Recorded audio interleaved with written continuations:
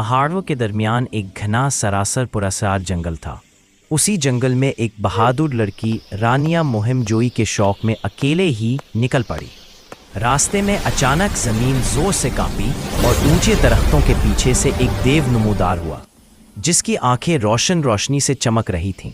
रानिया खौफजदा नहीं हुई, क्योंकि उसे देव की आंखों में अजीब सी नरमी नजर आई। उसके चेहरे पर हल्की सी मुस्कुराहट भी फैल गई। देव ने अपना नाम दारू बताया और कहा कि वो सदियों से अकेला है, कोई उससे बात करने वाला नहीं।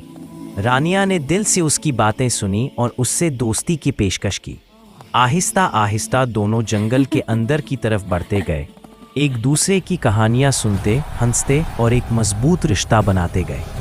फिर एक दिन शिकारियों ने जंगल पर हमला कर दिया, मगर इस बार रानिया और दारू एक साथ खड़े थे। रानिया की हिम्मत और दारू की ताकत ने मिलकर जंगल के हर जानदार को बचा लिया। इस दिन के बाद पूरा जंगल और आसपास के लोग जान गए कि एक बहादुर लड़की और एक ताकतवर देव की दोस्ती किसी भी जादू से कहीं ज्यादा मजबूत होती है।